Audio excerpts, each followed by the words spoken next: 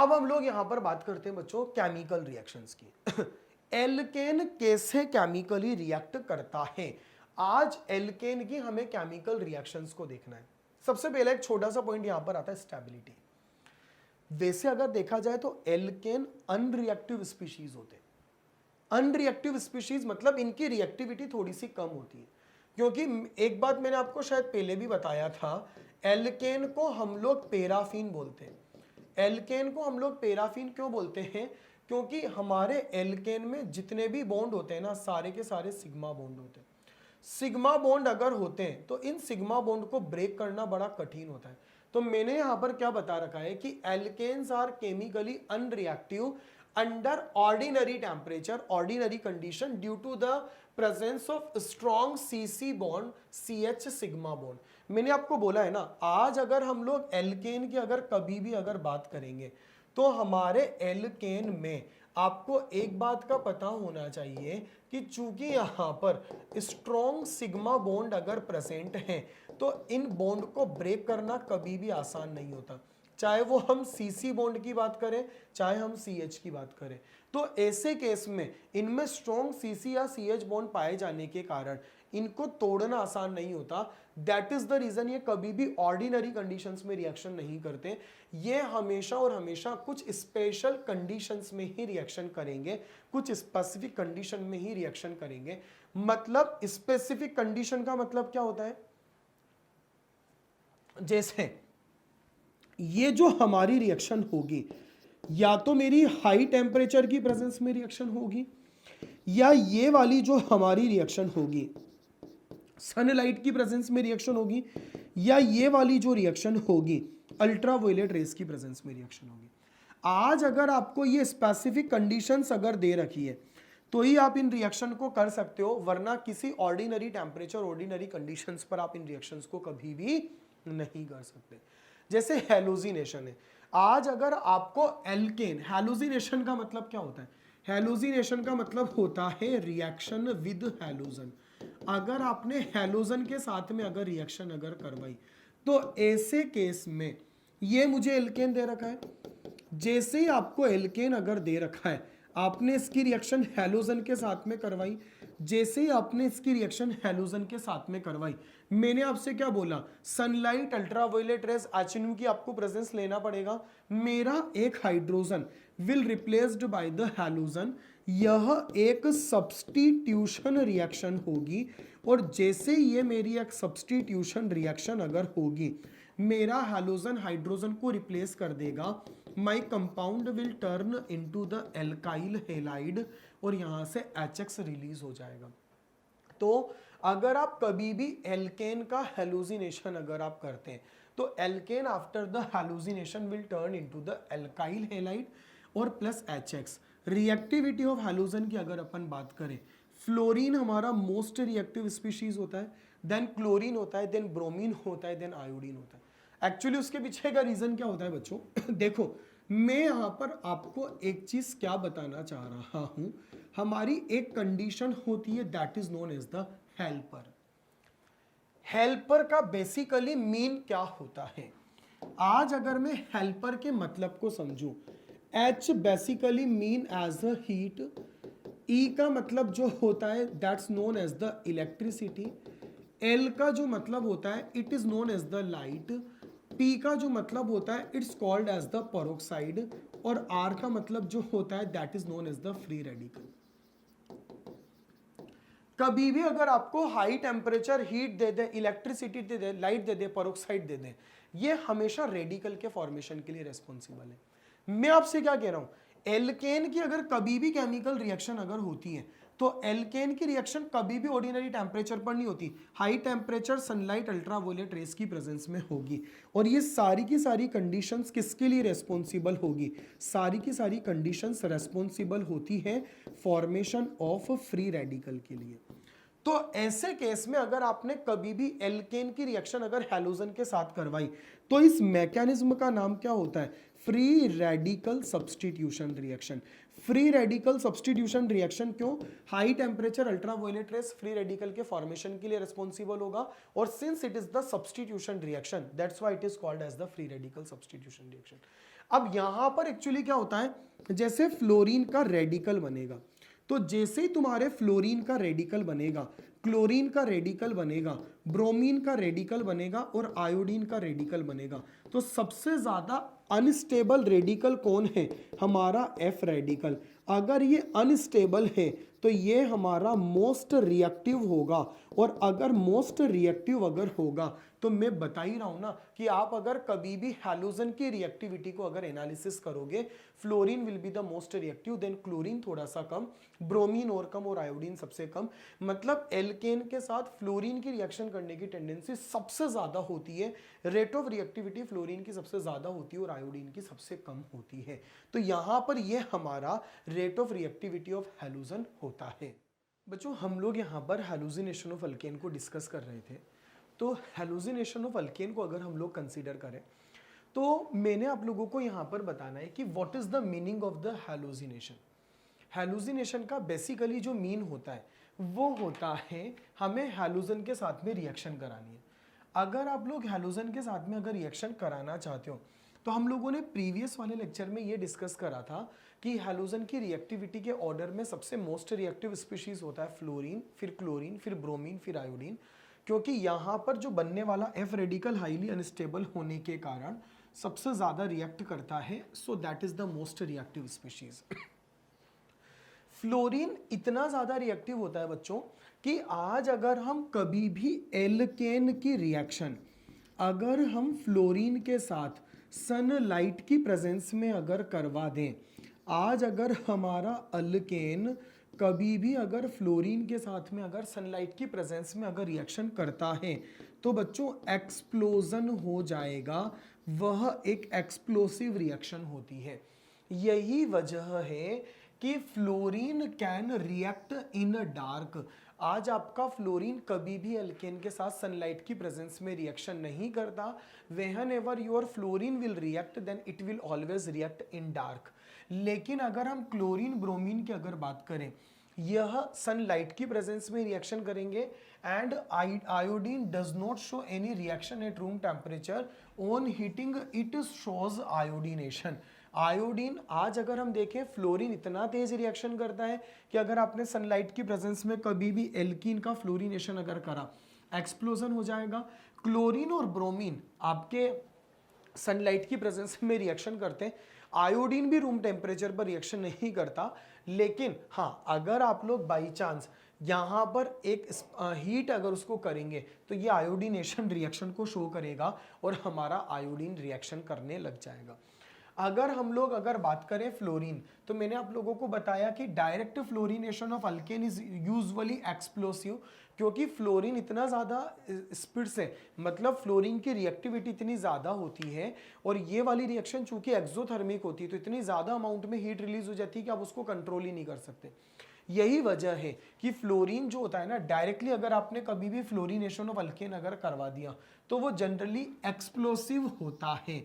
इसीलिए अगर हम लोग देखें, यहाँ पर हमने यहाँ पर लिख रखा है कि अगर आपने मीथेन की रिएक्शन अगर करवाई तो एक एक्सप्लोसिव रिएक्शन है, कोल का फॉर्मेशन हो जाएगा, कार्बन ब्लैक का फॉर्मेशन हो जाएगा, इट्स अ एक्सप्लोसिव रिएक्शन ही है। लेकिन अगर मान लो आप अगर फ्लोरीनेशन अगर करवाना चाहते हो नॉर्मली, जहां पर आपका फ्लोरो एल्केन बन जाए, तो आपके पास एक तरीका है, it is carried out successfully by diluting fluorine with the nitrogen gas. अगर आपने फ्लोरीन को अगर डाइल्यूट कर दिया with help of the nitrogen, मैंने क्या बोला, it is carried out successfully by diluting fluorine with nitrogen. अगर आपने फ्लोरीन को अगर इसका डाइल्यूशन अगर कर दिया नाइट्रोजन के साथ में, तो फिर इसकी रिएक्टिविटी डाउन हो जाएगी, जब जाकर आप लोगों का फ्लोरोमीथेन बन जाएगा। डायरेक्टली तो आपको पता है कि एक्सप्लोजन कर रहा था, कार्बन ब्लैक का फॉर्मेशन कर रहा था, एक एक्सप्लोसिव रिएक्शन थी। लेकिन अगर आपको फ्लोरीन का अगर आपने डाइल्यूशन अगर करा on reaction with the nitrogen, तो यहां पर ये फिर हमारा फ्लोरोमीथेन का फॉर्मेशन करता है, और जैसे ही ये मेरे फ्लोरोमीथेन का फॉर्मेशन करेगा it will turn into the fluoromethane और यहाँ पर HF निकल जाएगा। इस प्रकार से हम लोग यहाँ पर एल्केन का फ्लोरीनेशन कर सकते हैं। तो यदि आप लोग एल्केन का फ्लोरीनेशन अगर कभी भी करेंगे, डायरेक्टली मत करना, अगर आपने उसको नाइट्रोजन के साथ अगर डाइल्यूट कर दिया तो फिर फ्लोरीनेशन होता है जो फ्लोरो एल्केन का फॉर्मेशन करेगा। अगर हम लोग क्लोरीनेशन की बात करें, आपको पता है क्लोरीनेशन करने के लिए भी हमें सनलाइट की रिक्वायरमेंट तो होगी सही। जैसे ही अगर आपने सनलाइट की प्रेजेंस में हमारे मीथेन का क्लोरीनेशन अगर करा तो मेरा मीथेन सनलाइट की प्रेजेंस में क्लोरीनेशन के बाद में मिथाइल क्लोराइड बनाएगा। फिर वापस अगर हम लोग देखें सनलाइट की प्रेजेंस में एक वापस Cl से रिप्लेस हो जाएगा। फिर वापस सनलाइट की प्रेजेंस में एक वापस Cl से रिप्लेस हो जाएगा, ट्राइक्लोरोमीथेन बनेगा।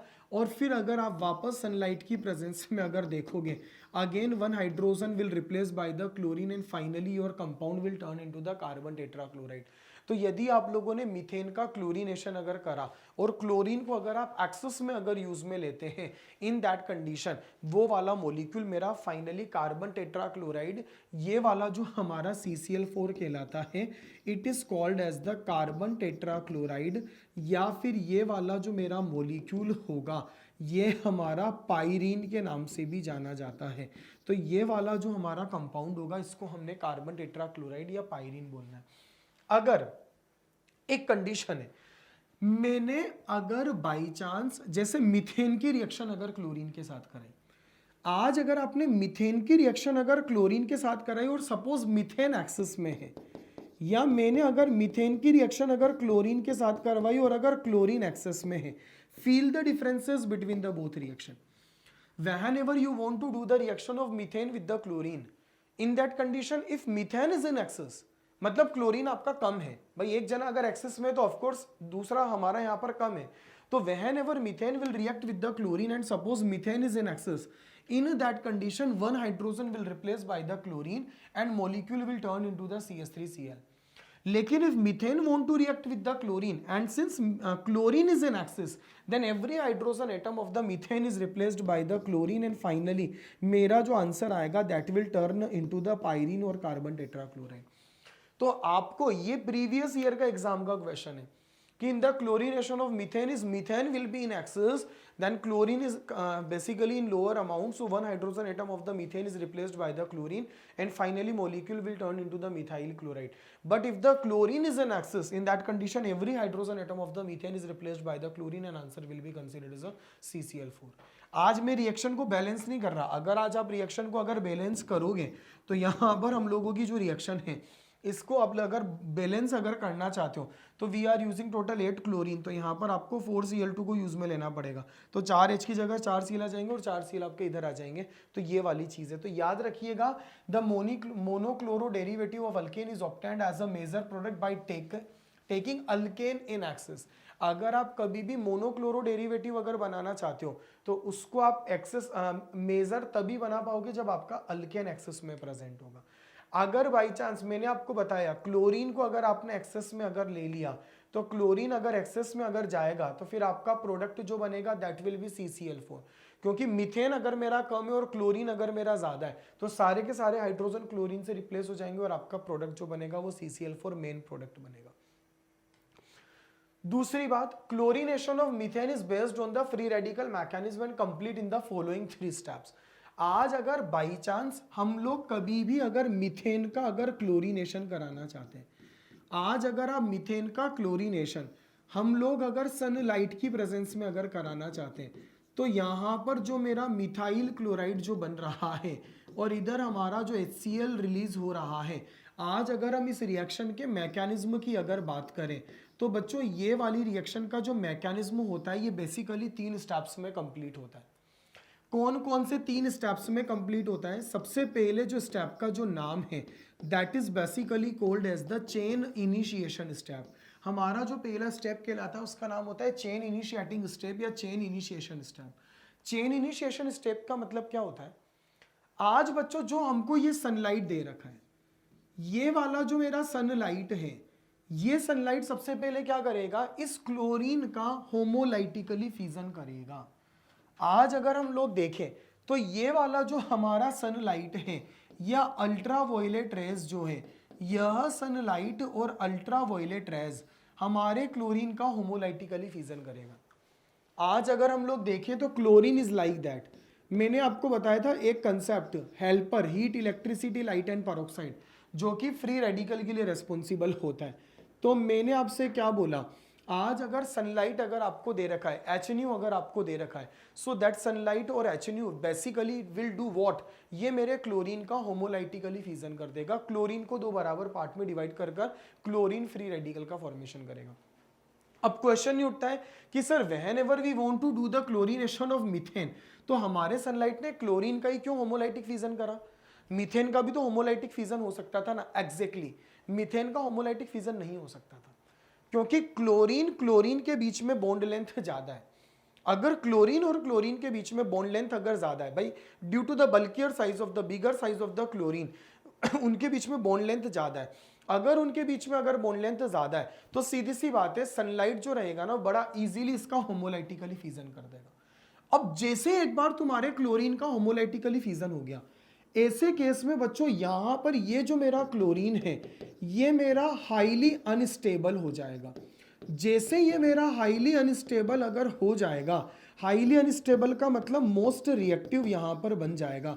तो आज जैसे Cl रेडिकल बना, अब आपको कुछ भी करने की जरूरत नहीं है, सब Cl रेडिकल संभाल लेगा। Whenever you want to do the chlorination of methane in the presence of the sunlight or HNO, in that condition methyl chloride or HCl will formed। तो मैंने क्या बोला, रिएक्शन कैसे होगी? At first your sunlight will do the homolytic fission of the chlorine here। As your sunlight will do homolytic fission of the chlorine, तो मेरा Cl radical बनेगा। अब आपको कुछ करने की जरूरत नहीं, everything will be done by the Cl radical here। सब कुछ मेरा Cl रेडिकल करेगा। वो हाईली अनस्टेबल है, वो हाईली रिएक्टिव स्पीशीज है। तो ये जो मेरा Cl रेडिकल है, ये अगले स्टेप के अंदर that is known as the chain propagation step. ये चेन प्रोपेगेशन स्टेप में ये वाला जो मेरा Cl है ये अटैक करेगा एक हाइड्रोजन पर, और हाइड्रोजन पर अटैक कर कर HCl का फॉर्मेशन करेगा।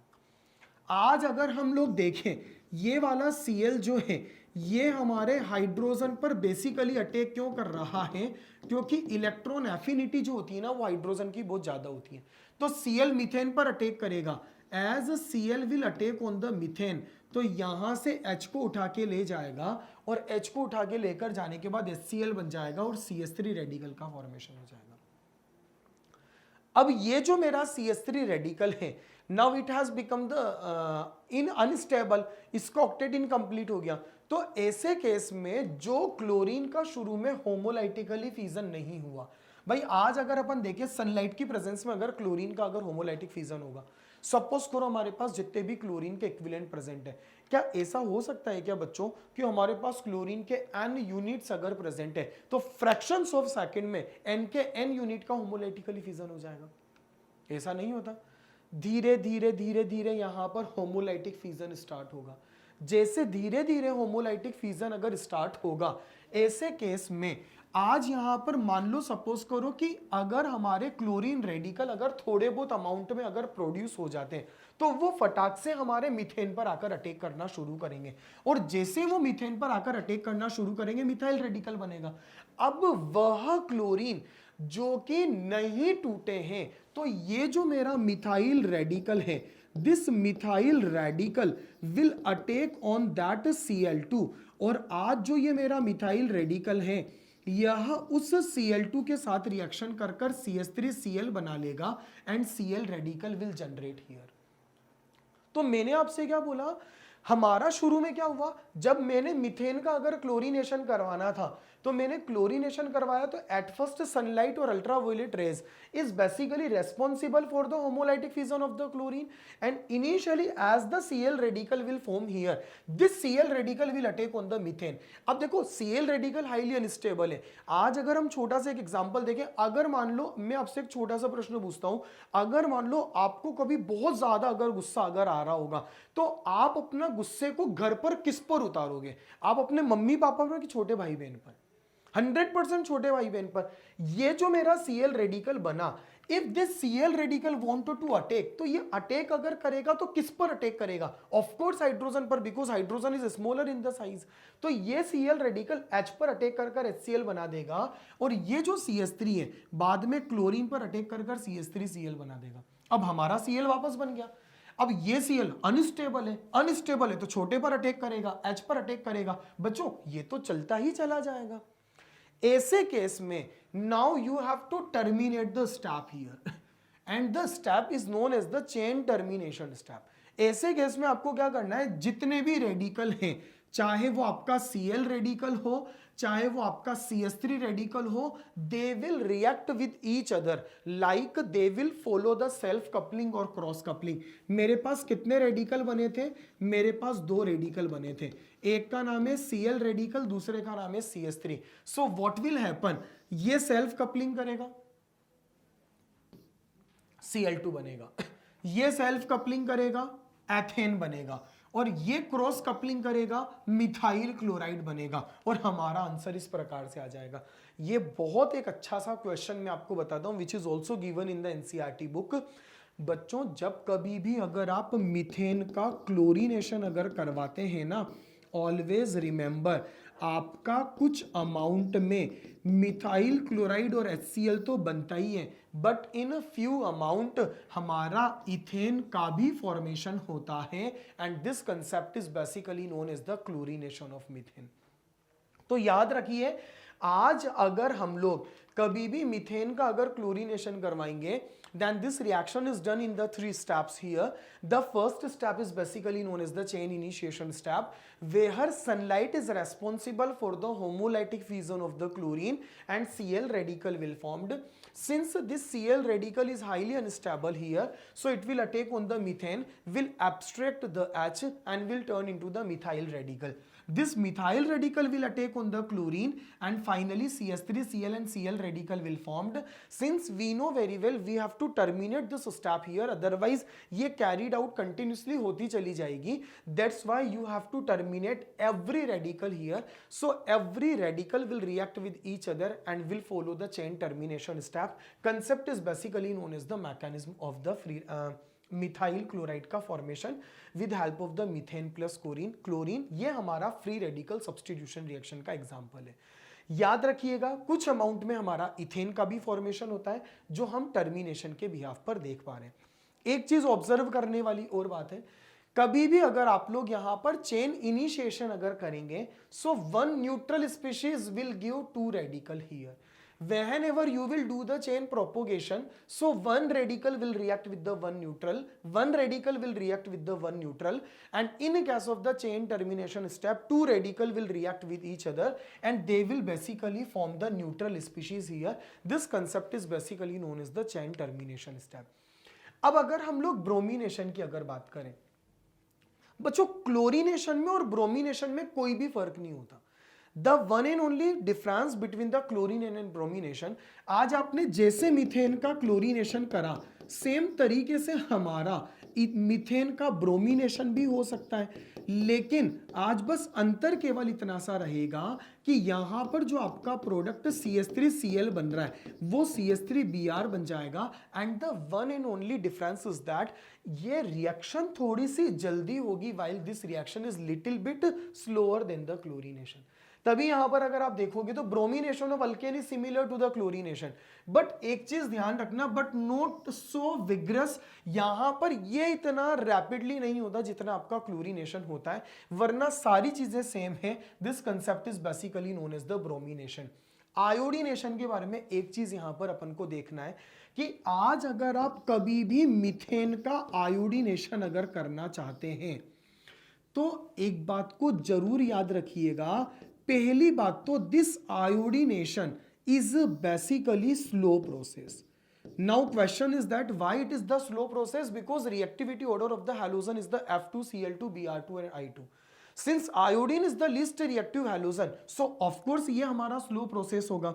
होना क्या है, एक H की जगह पर I आ जाएगा और as 1 hydrogen is replaced by the I, then product will turn into the HI। But one most important part about this reaction is that it is reversible reaction. Now question is that why this reaction is known as the reversible reaction. अगर आप लोगों को याद हो तो हम लोगों ने अभी रिसेंटली फॉर्मेशन मेथड के अंदर एक टर्मिनोलॉजी के बारे में सुना था जिसका नाम था red phosphorus and HI। That red phosphorus and HI is basically reducing agent. आज बच्चों ये मेरा रिड्यूसिंग एजेंट होता है जो मेरे एल्काइल आयोडाइड को रिड्यूस कर कर वापस अल्केन बना देगा। अब क्वेश्चन उठता है कि सर वी डोंट वांट कि ये वाली रिएक्शन हमारी रिवर्सिबल हो। अगर आप चाहते हैं कि ये रिवर्सिबल ये वाली रिएक्शन हमारी रिवर्सिबल ना हो तो उसके लिए आपको एक काम करना पड़ेगा। आप जैसे तैसे कर कर इस HI को खत्म कर दो। भाई यदि हम यहां से हमारे सामने अगर एक क्वेश्चन है कि for the reversible reaction who is responsible here, आज अगर ये वाली रिएक्शन अगर मेरी रिवर्सिबल है तो यहां पर मेनली रेस्पॉन्सिबल कौन है? Of course your HI। Why? Because it is the reducing agent which basically reduces your CH3I into the CH4. Now if you want कि we don't want this reaction as a reversible, you want to do what you want कि हम ये चाहते हैं कि हमारी reaction irreversible हो जाए। तो आप एक काम करो, HI को खत्म करो। अब HI को खत्म करने का तरीका क्या है? आप अपनी रिएक्शन को किसी ना किसी ऑक्सीडाइजिंग एजेंट की प्रेजेंस में करवा दो। ये ऑक्सीडाइजिंग एजेंट हमारा आज फुर्ती से HI के साथ रिएक्शन कर कर आयोडीन और वाटर बना देगा। अब ये आयोडीन और वाटर जैसे ये हमारा आयोडीन और वाटर में कन्वर्ट हो गया, अब हमारा CH3I ऐसे नहीं वापस इसके साथ रिएक्शन कर कर उल्टा नहीं जा पाएगा। So it will become the irreversible reaction. Concept is basically known as the iodination. वही चीज मैंने जो आपको एक्सप्लेन करा था, the same thing given in the theory here कि iodination may be carried out in presence of any oxidising agent such as HiO3, HNO3, कोई भी आप ऑक्सीडाइजिंग एजेंट ले सकते हो which destroy the HI as it is formed and so drives the reaction to right hand side. तो याद रखिएगा ये जो मेरा HiO3 है, ये HiO3 हमारे इस HI को ऑक्सीडाइज्ड कर कर आयोडीन में कन्वर्ट कर देगा जो कि मेरी रिएक्शन को इरिवर्सिबल बना देगा और हमारी रिएक्शन यहां पर इरिवर्सिबल हो जाएगी। एक अगला टर्मिनोलॉजी बच्चों यहां पर आता है which is called as the nitration reaction. ये नाइट्रेशन टर्मिनोलॉजी ऐसी है which will basically used in every chapter of the organic chemistry. And the most important part about this reaction is that कि इसका मीन कभी भी change नहीं हो सकता। जैसे हैलोजिनेशन का मतलब क्या होता है? Replacement of hydrogen atom by the halogen is called as the halogenation reaction. Similarly if you want to do the nitration, what's the meaning of the nitration? Replace one hydrogen by what? Replace one hydrogen by NO2 group is known as the nitration reaction. ये मुझे alkene दे रखा है, मैं यहां पर इसके एक hydrogen को NO2 से रिप्लेस करना चाहता हूं। अब अगर आप एक हाइड्रोजन को अगर NO2 से रिप्लेस करना चाहते हैं तो at least you have to use such type of the reagent which is source of NO2। इसीलिए हमेशा याद रखना भाई, अगर आप एक H को NO2 से अगर रिप्लेस करना चाहते हैं तो कोई तो ऐसा रिएजेंट लेंगे ना जो NO2 का सोर्स हो। तो हम लोग जब कभी भी नाइट्रेशन अगर करवाएंगे, always remember that it is always done in the presence of the nitric acid which is considered as a HNO3। ये HNO3 होता है एक्चुअली। यहां पर अगर आपने HNO3 के साथ में अगर रिएक्शन अगर करवाया, so what will happen? You know very well, reaction तो हमारी रूम टेम्परेचर पर हो नहीं सकती। क्यों नहीं हो सकती? क्योंकि एल्केन रूम टेम्परेचर पर रिएक्शन करता ही नहीं। तो almost 400 to 450 degree Celsius temperature की हमें रिक्वायरमेंट होगी। यहां से हमारा OH निकलेगा, इधर से हमारा H निकलेगा, they will react with each other, they will form water और मेरा जो मॉलिक्यूल रहेगा that will turn into the nitro alkane. This concept is basically known as the nitration. अगर हम थ्योरेटिकल पार्ट को कवर करें, अब इसके अंदर कहानी में एक ट्विस्ट और है। एक ट्विस्ट क्या है? सपोज करो कि हम लोग यहां पर इथेन का नाइट्रेशन अगर करना चाहते हैं। अब you want to do the nitration of ethane here, ये मेरा HNO3 है। आज अगर आपको ये HNO3 अगर दे रखा है and we want to do the reaction approximate 450 degree Celsius temperature, अब सपोज करो अगर आप ये रिएक्शन करना चाहते हैं, then what you will do, nitration का मतलब क्या होता है, replacement of one hydrogen by the NO2। तो आप यहां पर क्या करेंगे, एक हाइड्रोजन को NO2 से रिप्लेस करेंगे। अब आपके मन में क्वेश्चन ये चल रहा होगा कौन से हाइड्रोजन को रिप्लेस करेंगे, इसको करो, आप मर्जी है उसको करो, लेकिन किसी ना किसी एक को अपन को करना है। जैसे ही आपने एक हाइड्रोजन को NO2 से रिप्लेस करा, हमारा आंसर आ जाएगा CH3CH2NO2। लेकिन सबसे इंपॉर्टेंट बात यहां पर यह है कि इस कंपाउंड के अलावा एक कंपाउंड का फॉर्मेशन और होगा which is basically known as the nitromethane. अब ये कैसे बना, याद रखना, whenever you will do the nitration here, तो चूंकि हमने टेम्परेचर इतना ज्यादा लिया है कि CH बॉन्ड के साथ साथ CC बॉन्ड का भी फिजन होगा। आज CH बॉन्ड का तो फिजन होगा ही सही, along the CH bond CC bond will also break, और जैसे मेरा CC बॉन्ड अगर ब्रेक होगा तो एक मिथाइल रेडिकल बनेगा। That methyl radical will react with the NO2 और will turn into the nitromethane. तभी आप अगर थ्योरी को देखोगे तो इसको बोलते हैं वेपर फेज नाइट्रेशन, क्योंकि इतना हाई टेम्परेचर में वेपर फेज में होता है। When a mixture of vapour of alkane nitric acid is heated at the high temperature approximate 400 to 450 degree Celsius temperature, then a mixture of all possible nitro alkane is obtained here. Why? Because the reaction involve both CC and CH bond cleavage। क्योंकि आज आपने अगर nitric acid की और alkene के vapour को अगर high temperature पर अगर ट्रीट करवाया, ऐसे केस में CH के साथ साथ CC बॉन्ड का भी फ्यूजन होगा। दैट इज द रीजन आपको हमेशा हर पॉसिबल नाइट्रो एल्केन का फॉर्मेशन होगा। इसीलिए हमने जब एथेन को अगर यूज में लिया तो यहां पर नाइट्रोमीथेन और नाइट्रो इथेन का फॉर्मेशन हुआ। सेम जो चीज मैंने आपको बताई, ये हमारा RH एल्केन है। If you want to do the nitration of the alkane, हमारा वाटर का एलिमिनेशन होगा। Almost you know very well कि हमारा हाई टेम्परेचर का यूज होगा ही सही, RNO2 का फॉर्मेशन होगा। यदि हम लोगों ने प्रोपेन अगर लिया, अब आप देखिएगा कितने प्रोडक्ट का फॉर्मेशन होगा। एक H को हटाकर NO2 लगाना है, इधर हमारा एक H को हटकर NO2 लग सकता है, पहला प्रोडक्ट। ये वाला एक H को हटाकर NO2 लगा सकते हैं, दूसरा प्रोडक्ट। और what I just wanted to explain, since we know very well in this chemical reaction CH के साथ साथ CC बॉन्ड भी ब्रेक होगा, यही वजह है you have to break this CC bond. तो एक मिथाइल रेडिकल बनेगा और एक इथाइल रेडिकल बनेगा। आज आप देखो दो प्रोडक्ट बनेंगे, नाइट्रो इथेन और नाइट्रोमीथेन। हाँ, अगर कोई हमसे पूछे कौन सा प्रोडक्ट ज्यादा अमाउंट में बनेगा, अंडरस्टूड है जो रेडिकल ज्यादा स्टेबल होगा। 2 डिग्री H के निकलने के बाद बनने वाला रेडिकल ज्यादा स्टेबल होता है। That's why this formed product will be formed in maximum amount as a 40%, और जो हमारे बचे हुए प्रोडक्ट होंगे वो 10% का फॉर्मेशन होगा।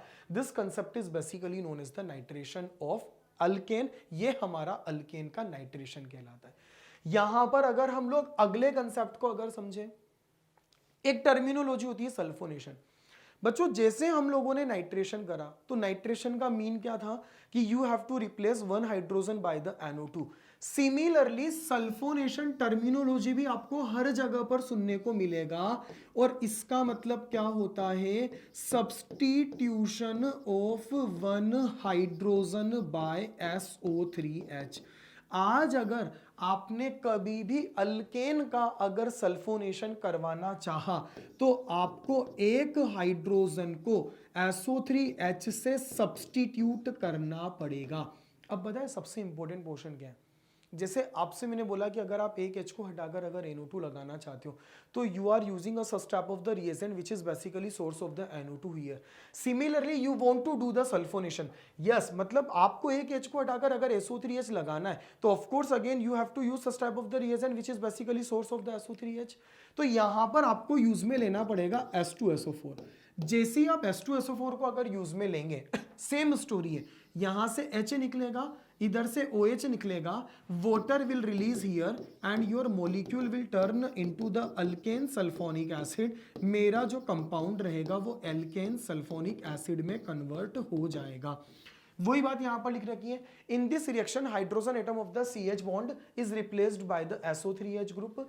ये मेरा एल्केन है, फ्यूम्ड एल्केन बेसिकली लिया जाता है यहाँ पर। H2SO4 सॉरी फ्यूमिंग होता है यहाँ पर। फ्यूम्ड H2SO4 का मतलब होता है H2SO4 में हमें SO3 गैस को पास करना है, तो एक H को हटाकर SO3S लग जाएगा, एल्केन सल्फोनिक एसिड का फॉर्मेशन होगा।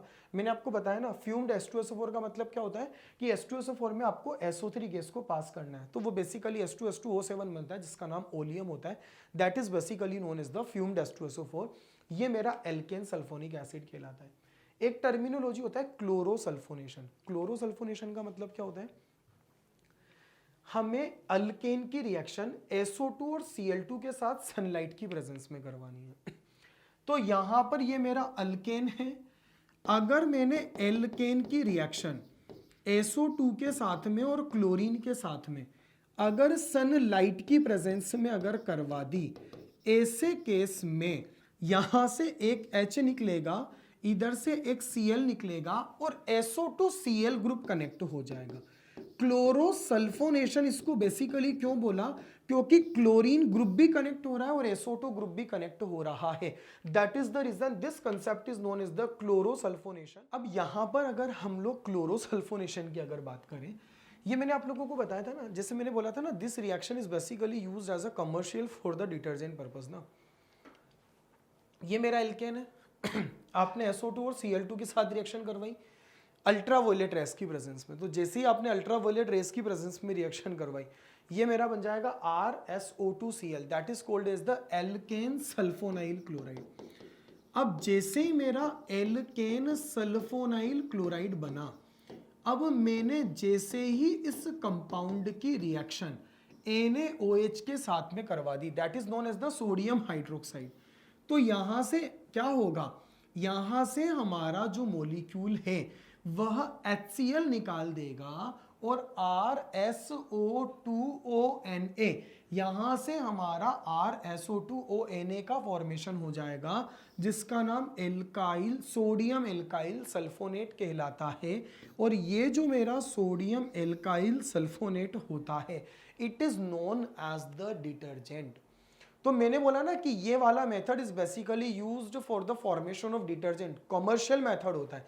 पहले एल्केन का क्लोरोसल्फोनेशन किया जाता है और उसके बाद में उसकी रिएक्शन NaOH के साथ करवाते हैं, तो यहां पर ध्यान रखना sodium alkyl sulphonate RSO2ONA, sodium alkyl sulphonate का फॉर्मेशन होगा, that is known as the detergent. तो ये मेरा डिटर्जेंट के फॉर्मेशन में इस प्रकार से यूज में आता है। अब आता है ऑक्सीडेशन रिएक्शन या कंबशन। कंबशन क्या होता है, किसी भी एल्केन को बर्न करना is known as the combustion. अब अगर मैं किसी भी एल्केन को अगर कंप्लीटली अगर बर्न करता हूं, कंप्लीटली अगर मैं जला दूंगा, तो मेरा जो एल्केन है ना, अगर आप उसको कभी भी कंप्लीटली अगर बर्न करेंगे ना, तो वो हमेशा और हमेशा कार्बन डाइऑक्साइड और वाटर का फॉर्मेशन करता है।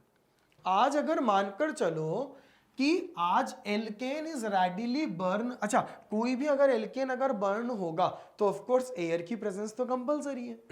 जैसे मैं यहां पर आपको एक बात बताऊं, अगर हम लोग अगर देखें, ये मेरा एक एल्केन है CnH2n+2, that is called as the alkane here. यदि मैंने इस एल्केन का कंबशन अगर करा, तो कंबशन करने के लिए 3n+1/2O2 इतनी ऑक्सीजन की रिक्वायरमेंट होती है। क्योंकि अगर आप कभी भी अगर कंबशन अगर करते हैं ना बच्चों, तो हमेशा एक बात को याद रखिएगा कि ऐसे केस में अगर आप कभी भी कंबशन करेंगे तो विदाउट एयर, वैक्यूम में थोड़ी ना कंबशन हो सकता है। कंबशन के लिए तो एयर का प्रेजेंस कंपलसरी है ना। तो अगर आप एयर का प्रेजेंस अगर लोगे, तो जैसे मान लो एल्केन है CnH2n+2, अगर आपने कभी भी इसका कंबशन अगर करना है, कोई भी एल्केन हो, चाहे methane, ethane, propane, butane, pentane, अगर आप उसका कंबशन करोगे तो how much air will required, how much O2 will required, that is known as the 3n+1/2O2। जैसे आप इतनी एयर की रिक्वायरमेंट अगर होगी, तो कार्बन डाइऑक्साइड का फॉर्मेशन होगा, N+1H2O का फॉर्मेशन होगा, that is known as the steam, और तुम्हारा यहां से हीट रिलीज हो जाएगा, that is known as the heat of combustion. तो मैंने क्या बोला, all alkanes readily burn in excess of air और oxygen to form the carbon dioxide और वाटर। जैसे इस इक्वेशन से फायदा क्या मिलता है, जैसे अगर मैं कभी भी एल्केन का कंबशन करना चाहता हूं, अब एल्केन का अगर कंबशन करना चाहता हूं तो उसके आपने मान लो सपोज करो जनरल इक्वेशन याद कर ली, CnH2n+2 + 3n+1/2O2 gives to the NCO2n+1 2 + heat। इससे बेनिफिट क्या मिलेगा? अगर तुमसे किसी ने अगर आज कह दिया कि आपको मीथेन का अगर कंबशन करना है, अगर आप मीथेन का कंबशन अगर करोगे, एन का वैल्यू 1 पुट करो, as you will put n is equal to 1, 3 1 3 + 1 4 divided by 2O2, तो ये हमारा हो जाएगा 2O2, n is equal to 1, तो ये मेरा हो जाएगा CO2, ये मेरा हो जाएगा 2s2 प्लस हीट निकल जाएगा। इससे अपन को क्या मिल जाएगा? जैसे अगर मान लो मैंने आपसे कभी बोला कि बच्चों I want to burn completely propane, how much O2 will required, तो प्रोपेन को अगर बर्न करना है ना तो कितनी O2 की रिक्वायरमेंट होगी? प्रोपेन में n बराबर 3 रख दो, as you will put n is equal to 3, तो यहां पर क्या होगा? जैसे आपने n बराबर अगर 3 रख दिया तो आपका n बराबर 3 रखते ही यहां पर 3 3 9 + 1 10 डिवाइडेड बाई 2 5 O2 की रिक्वायरमेंट होगी, हमारा प्रोपेन का कंबशन हो गया। कोई अगर बोले कि पेंटेन के कंप्लीट कंबशन पर how much CO2 will required, pentane में n बराबर 5 होता है, कितनी CO2? 5 CO2 की रिलीज हो जाएगा। तो यहां पर ये मेरा एक जनरल इक्वेशन है, CnH2n+2 + 3n+1/2O2 gives to the NCO2n+1 2 + heat, volume of alkane divided by volume of oxygen is equal to 2/3 + 1। Volume of alkane divided by volume of oxygen जब आप करोगे तो 2 डिवाइडेड बाय 3n+1 आ जाएगा। इसके behalf पर ये वाला फॉर्मूला हम लोगों ने कंसीडर करा है। एक होता है कैटेलाइटिक ऑक्सीडेशन। कंबशन तो आप नॉर्मल ऑक्सीजन की प्रेजेंस में करते हो। कंबशन अगर हम कभी भी करते हैं तो नॉर्मल ऑक्सीजन की प्रेजेंस में करते हैं। एक होता है कैटेलाइटिक, कंबशन को भी मैं ऑक्सीडेशन बोल सकता हूं। भाई कंबशन अगर आप कर रहे हो तो ऑक्सीजन के साथ ही तो उसको ऑक्सीजन की प्रेजेंस में ही तो गर्म कर रहे हो ना, ऑक्सीजन की प्रेजेंस में ही तो बर्न कर रहे हो ना, तो कंबशन को तो मैं ऑक्सीडेशन बोल सकता हूं। लेकिन एक आता है कैटेलाइटिक ऑक्सीडेशन। कैटेलाइटिक ऑक्सीडेशन का मतलब अब आप यहां पर नेचुरल ऑक्सीजन की बात नहीं कर रहे हो, यहां पर अब आपके ऑक्सीजन का सोर्स होगा कोई ना कोई कैटेलाइस्ट, या आपका ऑक्सीडेशन करने में आपका कोई ना कोई कैटलिस्ट आपकी मदद करेगा। यहां पर मेरा पहला कैटेलाइटिक ऑक्सीडेशन में कर रहा हूं कॉपर की प्रेजेंस में। अगर मैंने मीथेन का, आज अगर मैंने मीथेन का अगर ऑक्सीडेशन अगर करा इन presence of copper 250 degree Celsius and 100 atmospheric pressure पर, तो मेरा जो मीथेन होता है that will turn into the methyl alcohol. Whenever methane is given to you and you want to oxidize your methane with what, अगर आप methane का oxidation अगर कॉपर की प्रेजेंस में अगर करोगे तो ये जो मेरा मीथेन है यह 250 degree Celsius and almost 100 atmospheric pressure पर मिथाइल अल्कोहल में कन्वर्ट हो जाएगा। एक होता है मॉलिब्डेनम ऑक्साइड की प्रेजेंस में ऑक्सीडेशन। मॉलिब्डेनम ऑक्साइड का फॉर्मूला क्या होता है? MOO, ये मेरा मॉलिब्डेनम ऑक्साइड होता है। अगर आपने इसकी प्रेजेंस में, जैसे कॉपर की प्रेजेंस में इतना याद रखना है, whenever you will do the oxidation of alkane in presence of copper you have to form the alcohol। दोबारा बोल देता हूं, हो सकता है मैंने कुछ गलत बोल दिया हूं। whenever any alkane is oxidized in presence of copper then you have to form alcohol। whenever you will oxidize your alkane in presence of the molybdenum oxide then you have to form aldehyde। जैसे ये मेरे को methane दे रखा है, आज अगर मान लो कि मैंने मीथेन का अगर ऑक्सीडेशन अगर करा इन प्रेजेंस ऑफ मॉलिब्डेनम ऑक्साइड, तो मेरा वही 270 डिग्री सेल्सियस 100 एटमॉस्फेयर प्रेशर पर अपन को लेना है, तो मेरा जो मॉलिक्यूल रहेगा that will turn into the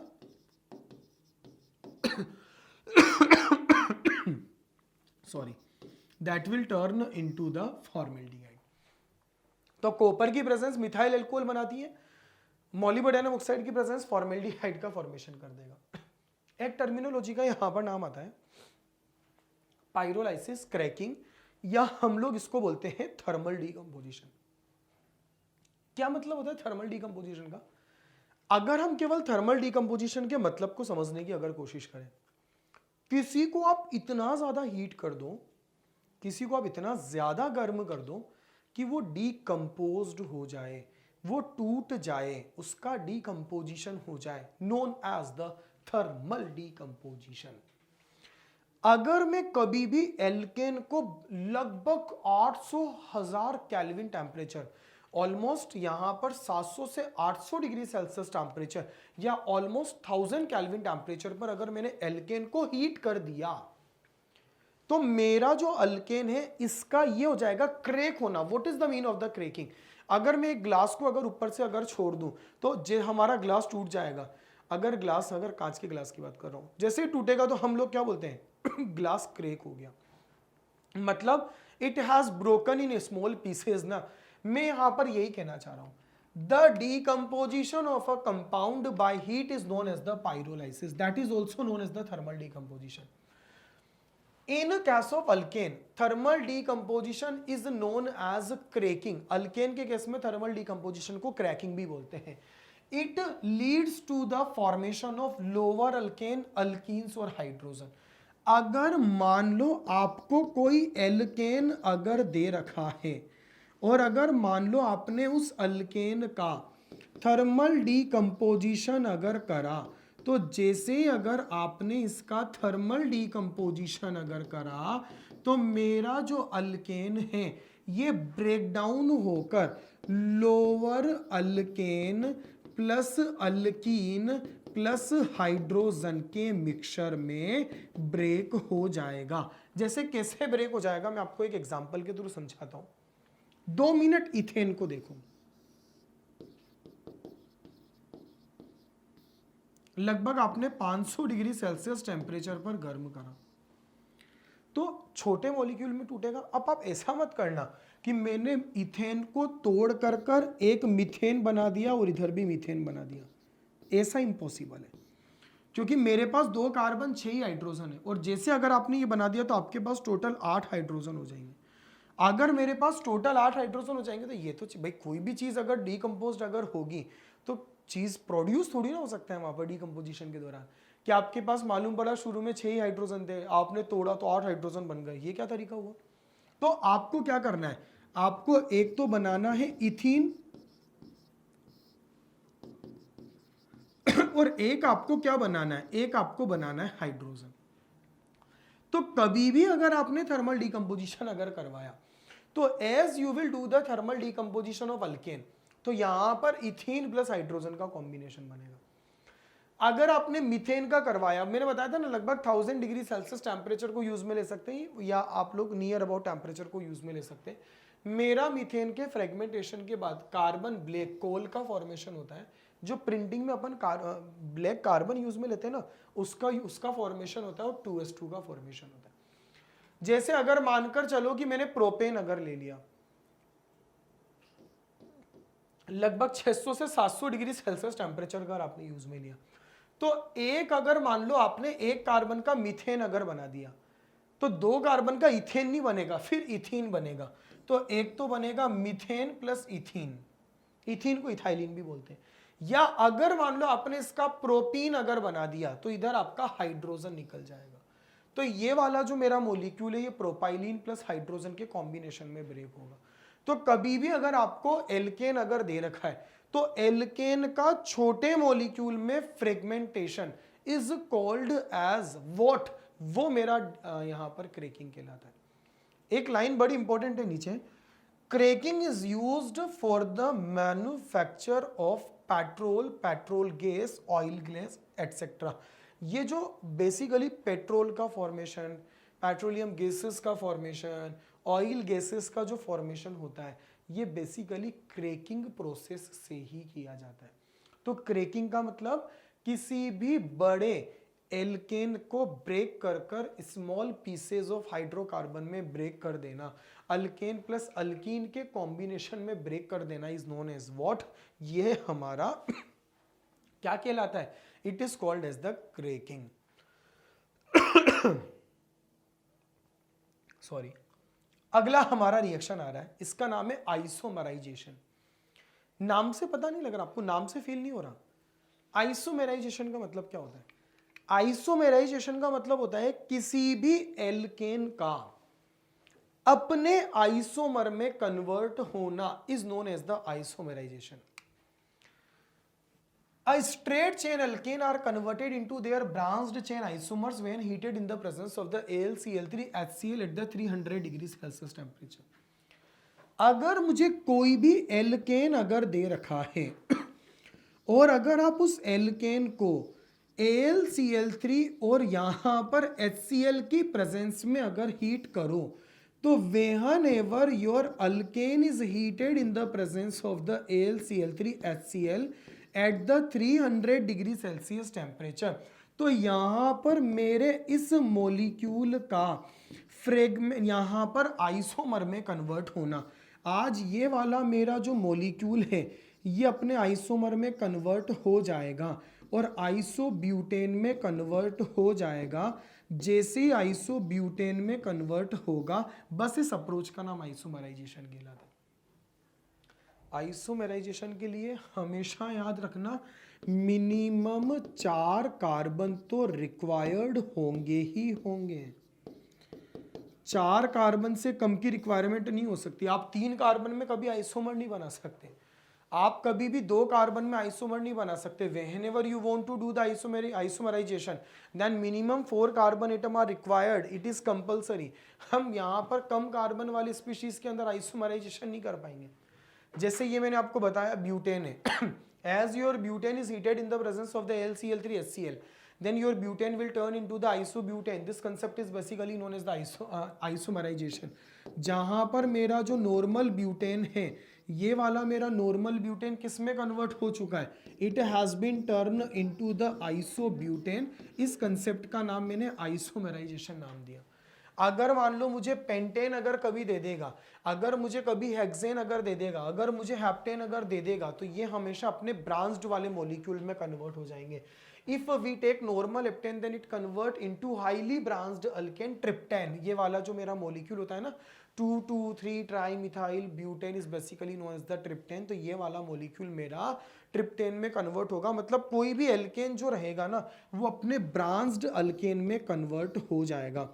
आज अगर मानकर चलो कि मुझे अगर पेंटेन अगर दे रखा है और अगर आपने पेंटेन को अगर AlCl3 के साथ अगर HCl की प्रेजेंस में अगर हीट करा तो my pentane will turn into what, ये मेरा आइसोपेंटेन में कन्वर्ट हो जाएगा और साथ में ये मेरा नियोपेंटेन में कन्वर्ट हो जाएगा। तो इस कंसेप्ट का जो नाम होगा that is basically known as what, ये मेरा यहाँ पर आइसोमराइजेशन कहलाएगा। तो एज द नेम इंडिकेट ना, आज अगर आप कभी भी आइसोमेराइजेशन अगर करोगे तो your straight chain will turn into the branch chain. जैसे ये मैंने नॉर्मल ऑक्टेन ले लिया तो ये मेरे आइसो ऑक्टेन में कन्वर्ट हो जाएगा। आज अगर हम लोग अगर देखें तो ये वाला जो मेरा मॉलिक्यूल रहता है, यहाँ पर 1 2 3 4 5 6 7 एक कार्बन मिसिंग है, वहां पर एक्चुअली CH3 ग्रुप प्रेजेंट है। तो ये वाला जो मेरा मॉलिक्यूल रहेगा एक्चुअली ये मेरे आइसो ऑक्टेन में कन्वर्ट हो जाएगा, 2,2,4 ट्राइमिथाइल पेंटेन आइसो ऑक्टेन में कन्वर्ट हो जाएगा इन the presence of the AlCl3 HCl। इस कंसेप्ट का जो नाम होता है, इसका नाम होता है आइसोमराइजेशन रिएक्शन। तो आइसोमराइजेशन रिएक्शन का मतलब मेरा जो मॉलिक्यूल है आइसोमराइजेशन उसका मतलब my alkane will turn into their isomer. Isomerization of alkane is a great importance in the petroleum industry to increase the octane number of the petrol. Octane number का क्या मतलब होता है? Octane number is basically used to check the quality of petrol. Petrol की quality को check करने के लिए ऑक्टेन नंबर को यूज में लिया जाता है।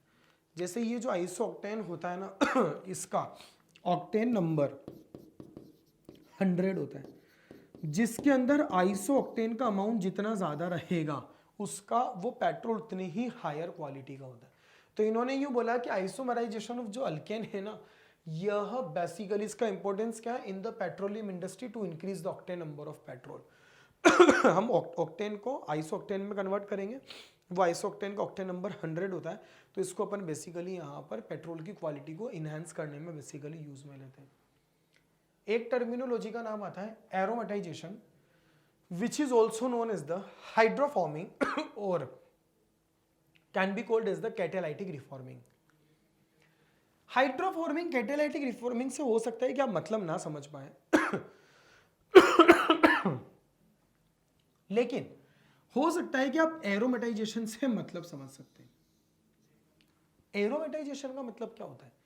एरोमेटाइजेशन का मतलब होता है बच्चों कि कोई भी मेरा जो अल्केन रहेगा, इस एल्केन का अपने आइसोमर में कन्वर्ट होना is known as the isomerization, और किसी भी एल्केन का एरोमेटिक कंपाउंड में कन्वर्ट होना is known as the aromatization. आज अगर हम लोग अगर देखें तो स्मॉलेस्ट एरोमेटिक कंपाउंड कौन होता है? आज अगर हम लोग अगर देखें तो स्मॉलेस्ट एरोमेटिक कंपाउंड का जो नाम होता है ना, वो होता है हमारा बेंजीन। तो कोई भी एल्केन जो रहेगा ना, वो अपने बेंजीन में कन्वर्ट होगा। अब बेंजीन में कितने कार्बन है? बेंजीन में अगर हम नंबर ऑफ कार्बन की अगर बात करें तो बेंजीन में नंबर ऑफ कार्बन 6 है। अगर मेरे बेंजीन में नंबर ऑफ कार्बन 6 है इसका मतलब हमारी इस रिएक्शन को शो करने के लिए मिनिमम 6 कार्बन की रिक्वायरमेंट तो रहेगी ही रहेगी। आज मैंने बोल रखा है the conversion of aliphatic compound into the aromatic compound is referred as a aromatization. किसी भी एलिफेटिक कंपाउंड को एरोमेटिक कंपाउंड में कन्वर्ट होने के प्रोसेस को हम एरोमेटाइजेशन बोलते हैं।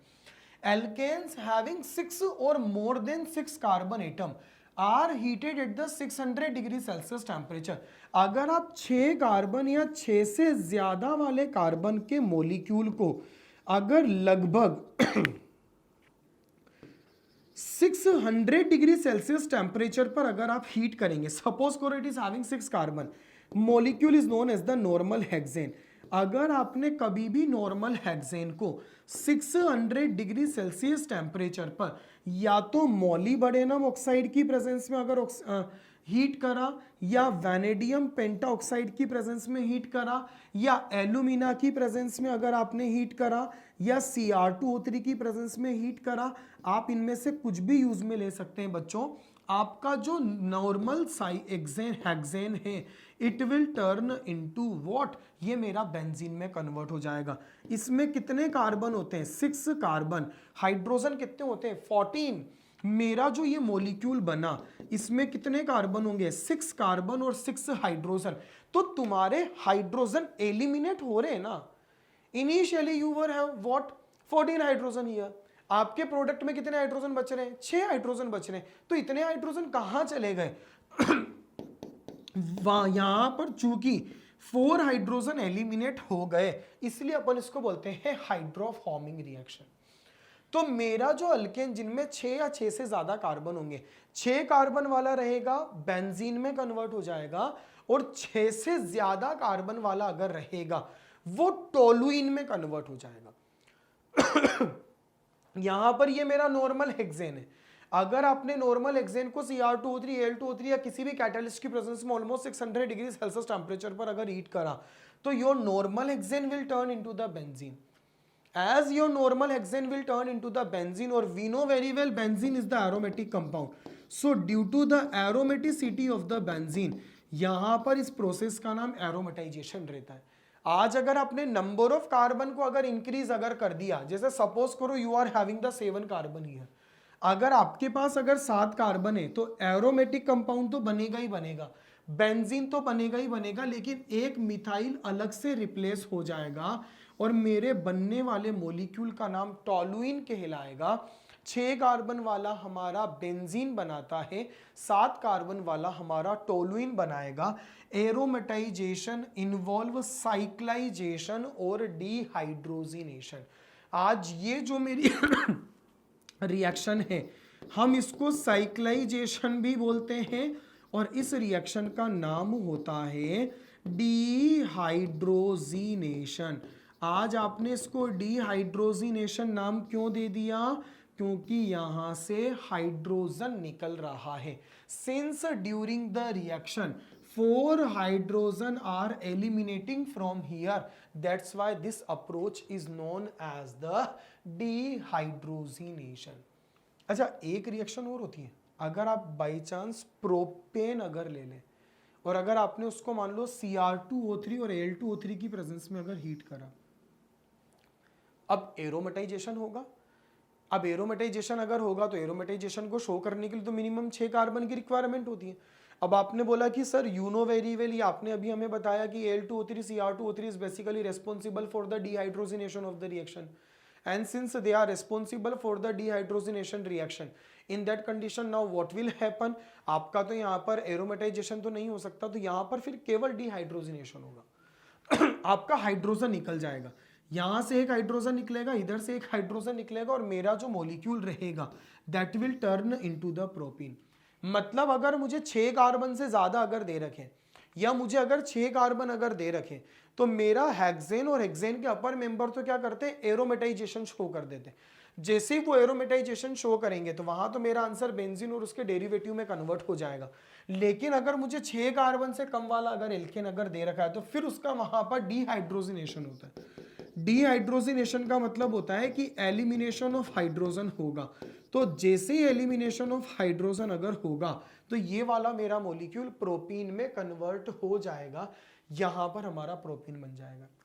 अब यहां पर कुछ स्पेशल प्रॉपर्टीज आती है मीथेन की। अगर मैंने मीथेन का अगर यहां पर रिएक्शन अगर ओजोन के साथ में अगर करवाया, that is called as the O3, तो O3 के साथ अगर अपन रिएक्शन करवाएंगे तो मेरा जो मीथेन है वो रिएक्शन करने के बाद में फॉर्मेल्डिहाइड में प्लस ऑक्सीजन प्लस हमारा वाटर में कन्वर्ट हो जाएगा। ये एक तरह से देखा जाए तो यू कैन से कि हमें इस तरह से इस रिएक्शन को याद ही रखना है, मतलब एक रिकॉल करने वाली रिएक्शन है। ज्यादा समझाना या एक्सप्लेनेशन वाला पॉइंट अपन यहां पर रख नहीं सकते। या ऐसे अगर अपन ने कभी भी मीथेन को अगर H2O के साथ रिएक्शन करवाया, एक्चुअली ये स्टीम है, तो जैसे अगर आपने यहाँ पर इसको स्टीम के साथ में अगर रिएक्शन करवाया तो ये मेरा एक सिंथेसिस गैस में कन्वर्ट हो जाएगा, which is the combination of the CO+3H2। अगर कब, when ever you will react your methane with what, अगर आपने कभी भी मीथेन को अगर किसके साथ में रिएक्शन करवाया, स्टीम के साथ, तो एक सिंथेटिक गैस का फॉर्मेशन होगा। सिंथेटिक गैस का मतलब होता है CO+3H2 का फॉर्मेशन हो जाएगा, that is called as the synthetic gas here. तो ये हमारे मीथेन का फॉर्मेशन होता है। ऐसे अगर आपने मीथेन को अगर नाइट्रोजन के साथ इलेक्ट्रिक आर्क प्रोड्यूस अगर करा, इलेक्ट्रिक आर्क प्रोड्यूस अगर अपन करते हैं ना, जैसे करंट अगर अपन लगाते हैं, आर्क प्रोड्यूस अगर अपन करेंगे नाइट्रोजन के साथ अगर मीथेन की, तो वो वाला जो मेरा मॉलिक्यूल होता है वो हाइड्रोजन साइनाइड में कन्वर्ट हो जाएगा। तो यहां पर जो मेरा कंपाउंड रहेगा that will turn into what, it will turn into the hydrogen cyanide अगर इलेक्ट्रिक आर्क की प्रेजेंस में मीथेन और नाइट्रोजन रिएक्शन करते हैं। और मीथेन और अमोनिया जब Al2O3 का मतलब होता है एल्यूमिना की प्रेजेंस में अगर रिएक्शन करेगा, हाई टेम्परेचर पर रिएक्शन होती है, तो अगेन आपका हाइड्रोजन साइनाइड का फॉर्मेशन होगा। और जैसे ही आपका हाइड्रोजन साइनाइड का फॉर्मेशन होगा तो यहां पर ये मेरे मीथेन की प्रॉपर्टीज हैं जिनको हमें याद ही रखना है। एक तरह से ये रिमेंबर वाली रिएक्शन है, you have to simply remember the reaction. कुछ यहां पर हम लोग इंपॉर्टेंट पॉइंट्स डिस्कस कर लेते हैं। मीथेन का एक नाम होता है मार्श गैस, इसको डैम फायर भी बोला जाता है। आज अगर हम सीएनजी की बात करें, सीएनजी अपन यूज में लेते हैं ना आजकल, तो सीएनजी नॉर्मल ऑटो रिक्शाज में भी यूज में आने लगता है, that is called is the compressed natural gas. वो होती क्या है एक्चुअली, वो मिथेन, प्रोपेन, ब्यूटेन और हायर एल्केन का मिक्सचर होता है। अगर ये जनरल नॉलेज वाली एक तरह से बात है कि आज जो हम सीएनजी के बारे में सुनते हैं कि कंप्रेस्ड नेचुरल गैस, ये होती क्या है, ये मीथेन, प्रोपेन, ब्यूटेन, इनका क्या होता है, इनका कॉम्बिनेशन होता है हायर एल्केन का भी कॉम्बिनेशन होता है। ये हमारा क्या कहलाता है, सीएनजी कहलाता है। एलपीजी, जो हम लोग घर पर एलपीजी गैस जो यूज में लेते हैं, that is called as the liquefied petroleum gas. अगर हम उसकी बात करें, इसको किचन गैस भी बोलते हैं, जो मैंने आपको बताया, डोमेस्टिक गैस भी बोलते हैं। ये गैस है ना, ये प्रोपेन, लिक्विड ब्यूटेन और अदर लिक्विड पैराफिन का कॉम्बिनेशन होता है। जैसे अगर आज आपसे कोई पूछ लेना कि एलपीजी में क्या होता है, उसमें एक्चुअली प्रोपेन होता है। मैंने आपको बताया था ना, प्रोपेन, ब्यूटेन ये सब गैस है, तो प्रोपेन, ब्यूटेन या लिक्विफाइड अदर लिक्विड जो पैराफिन्स होते हैं, इनका कॉम्बिनेशन होता है हमारा एलपीजी। अगर हम देखें नॉर्मल ब्यूटेन और आइसोब्यूटेन, इनका जो मिक्सचर होता है, इसको हम बोलते हैं कैलोर गैस। ये मेरा कैलोर गैस कहलाता है। कौन, नॉर्मल ब्यूटेन और आइसोब्यूटेन का जो कॉम्बिनेशन होगा, which is known as the Calor gas.